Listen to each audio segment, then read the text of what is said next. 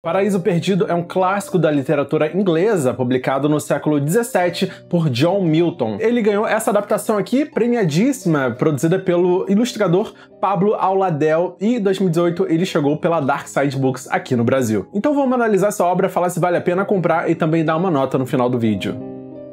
O poema é uma adaptação bíblica de dois arcos narrativos, né? O primeiro é a guerra angelical liderada por Lúcifer, quando ele se rebelou contra os céus e foi banido para o inferno. E depois temos a corrupção de Adão e Eva, que foram expulsos do paraíso. O poema foi publicado primeiro em 1667, o que torna a leitura extremamente difícil, né? Uma linguagem muito poética, arcaica, requintada mesmo. Até se você pegar as traduções brasileiras, né? Elas também tendem a utilizar esse linguajar extremamente arcaico, e é bastante difícil você consumir essa obra se você não tiver, sabe, realmente um estudo, um refinamento. Tem que ter uma certa intimidade com esse texto, senão você vai precisar de um dicionário do seu lado para você ficar consultando o tempo todo. Porque cada frase, ela é muito bem escrita, muito bem pensada, muito poética, né? Ela é cheia de intenções, mas também cheia de significados. Esse poema tá em domínio público, mas uma outra forma de consumir ele é através da linguagem visual, né? A obra adaptada aí para os quadrinhos, o que torna essa obra realmente muito mais acessível,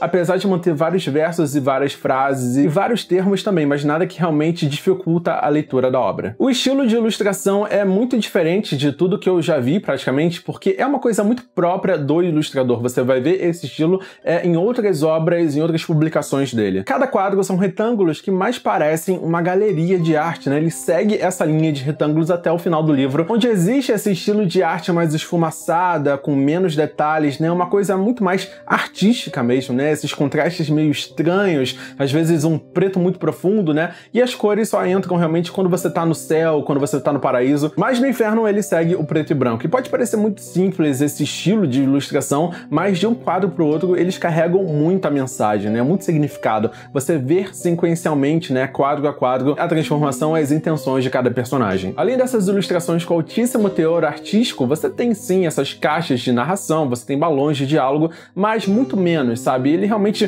precisa de muito menos para poder passar a mensagem que ele quer. A gente consegue absorver muito com a sequência de quadros. E eu acho que se fosse para adaptar um poema daquela época, esse estilo de ilustração, esse formato, me pareceu muito apropriado. Apesar de que algumas artes elas vão ser extremamente borradas, um borrão, né? Uma sujeira na tela, mas devido ao contexto, elas significam realmente alguma coisa. Não é que ela esteja tentando te passar uma informação, ele foca muito mais na sensação que ela te passa, né? Quando você vê um rio do inferno, etc. A proporção dos corpos, a movimentação, os animais, enfim, ele realmente foca nesse lance de sensações e não realmente um retrato fiel, uma coisa, sabe, extremamente informativa para você. Outra vantagem desse estilo artístico é que a leitura fica extremamente rápida, né? São 300 páginas, mas como não é tanta informação que é jogada para você, conforme você vai lendo, você consegue consumir isso muito rapidamente com as sequências que não utilizam diálogo, são imagens mais simples. E o livro utiliza papel pólen, que torna realmente esse trambolho aqui de 300 páginas muito mais leve. E eu acho que a textura desse papel combinou muito bem com esse tipo de ilustração. Sobre a história, como eu disse lá no início, a gente acompanha Satã nessa sua saga, né, de se rebelar contra o céu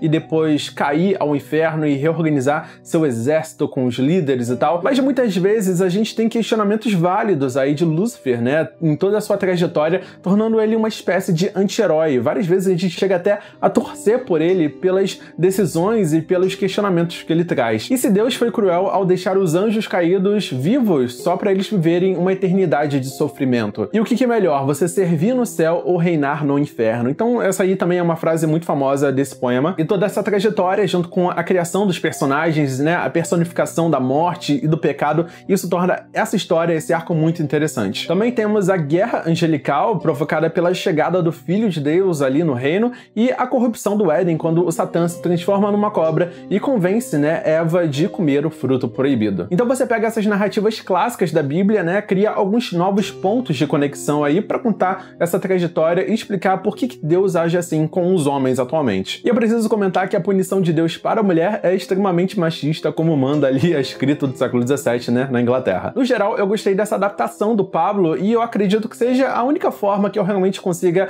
aproveitar e consumir bem essa história história, esse poema. E ao mesmo tempo é uma publicação extremamente difícil de recomendar, porque é uma literatura do século XVII, é um estilo de ilustração bastante artístico, então são poucas as pessoas, né, um público muito específico que realmente aprecia e gosta desse tipo de ilustração e arte e história. Então para esse público mais velho, que de repente curte a literatura clássica inglesa, enfim, é uma coisa meio refinada até, é mais artístico, tem mais mensagens nas entrelinhas, então para esse público a nota é 8,5 de 10. Mas se você não gosta de histórias e adaptações bíblicas, literatura clássica inglesa e esse tipo de ilustração artística, você realmente não vai conseguir aproveitar direito esse livro. Existem outros quadrinhos para se comprar, para se consumir, e de repente mais pra frente você se interessa melhor, né, e pesquisa mais um pouco antes de tomar a decisão de comprar esse livro. Então aproveita e me fala ali nos comentários qual outro quadrinho deveria aparecer aqui na Hora do Terror. Não se esqueça de curtir esse vídeo e se inscrever no canal para ser avisado dos próximos.